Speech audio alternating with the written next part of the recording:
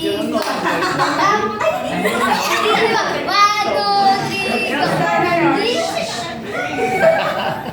One, two, three, go. Nandito na kami.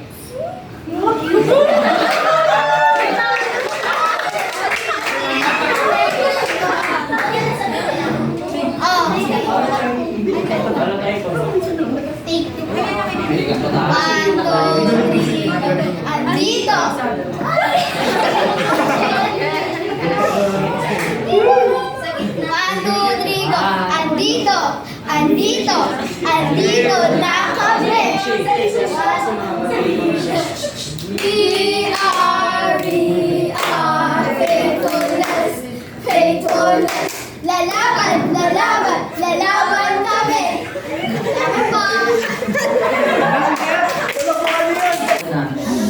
Ang pangalan po pala ng clock namin is faithfulness po.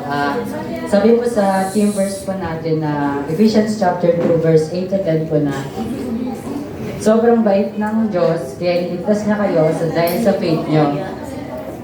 Niligtas niya kayo dahil sa faith nyo at hindi sa sarili nyong effort. Regalo ito ng Diyos. Sabi po sa 9,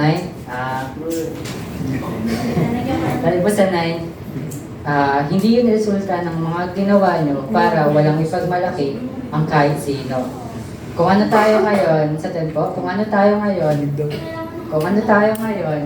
ang Diyos ang may gawa nun. Kung ano tayo ngayon, ang Diyos ang may gawa nun. Ginawa niya tayo united kay Jesus Christ para gumawa ng mabubuting bagay na noon pa man ay hinanda ng Diyos para gawin natin.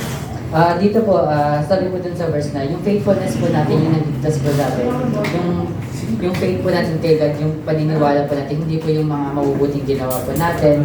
Dito po, ito po yung cross po namin na Diyan po pinaka si Jesus Christ. Ayun yung mga blood boys, yun po yung sacrifice ni Jesus Christ sa mga pagtubos na po sa mga kasalanan ginawa po natin. Ito po yung mga tao po, at kami po yun na maghahawak po kami, nag-worship po kami habang nagpapasalamat po sa gift ng God na pagligtas po sa amin po. So, yun lang.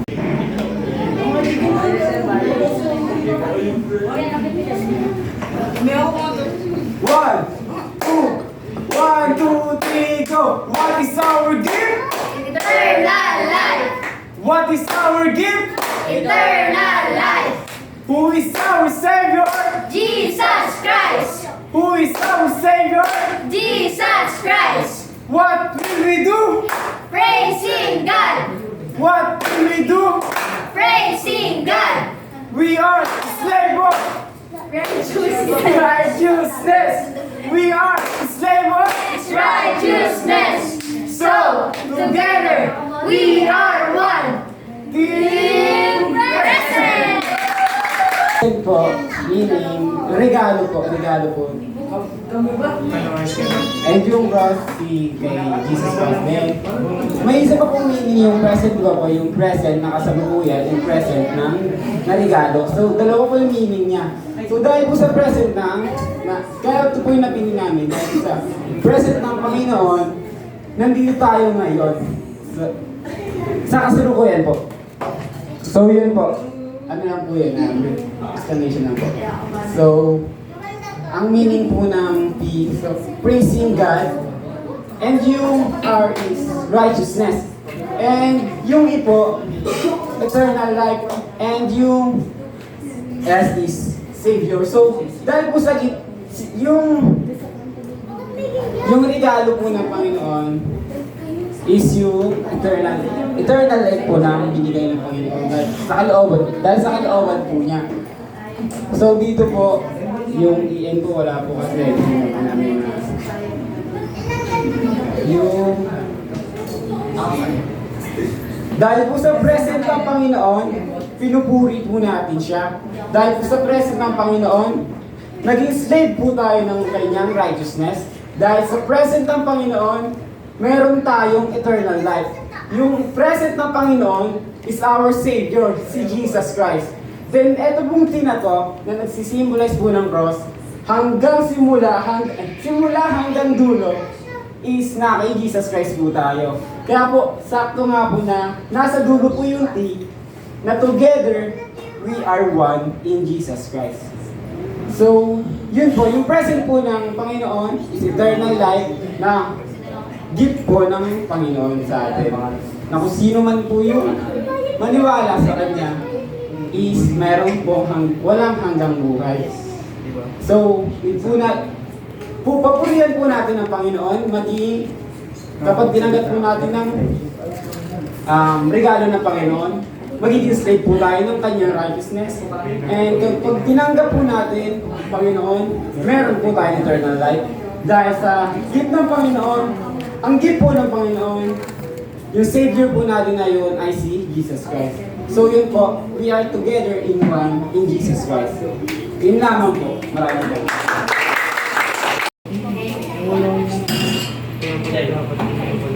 Light bearers, are you ready?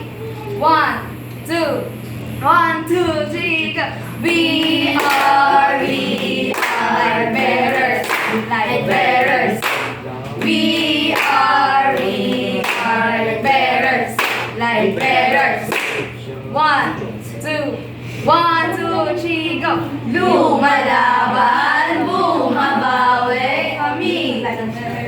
Lima, lumalaban, bumabawi kami. Light bearers, go, go, go! We are light bearers.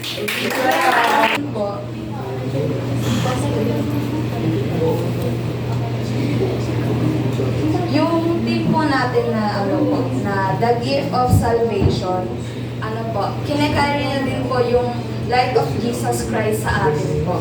Sabi po sa John 8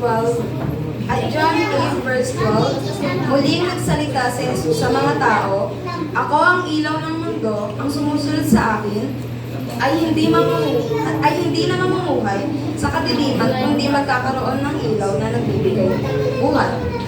So dito po, sinisimbolize niyo po yung faith and hope po na that we carry the light of salvation na naggigive po siya ng hope po sa ibang tao.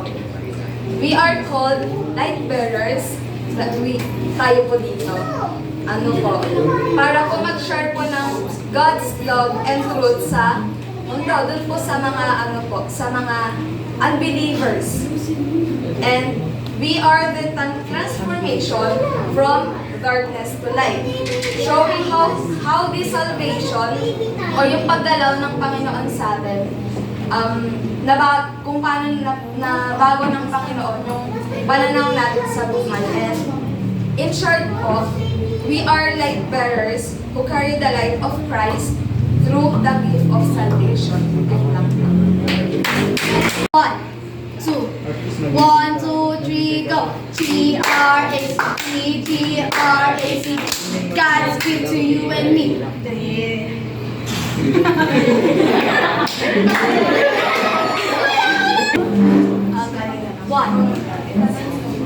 One, 2, 1, 2, 3, go! G-R-A-C-E, G-R-A-C-E. God's gift to you and me. The grace of God for ourselves. We are the gracious gift. We are the gracious gift. We are the gracious G-R-A-C-E, G-R-A-C-E. We are the gracious gift. Gracious gift. So, nagkabaliktad po siya. Then, ang meaning po nito is yung kaligtasan po na ibinigay ng Diyos sa atin, ng libre po sa pamagitan po ng kanyang biyaya or grace niya. Ito po yung something na hindi natin makakamtan sa pamamagitan po ng mga mabuting gawa po natin. And dun po sa verse ng Ephesians 2:8-10, sinabi po doon na niligtas tayo ng Diyos sa biyaya niya, hindi po sa ating mga sariling gawa. Tapos po, ang salvation po ay regalo po ng ating Ama sa langit. At after po natin itong tanggapin, and yung regalo po ito is dapat po natin itong dapat tayong gumawa ng mabuti bilang pasasalamat po natin sa Diyos at bilang kabutihan niya po na bilang kabutihan niya po sa atin.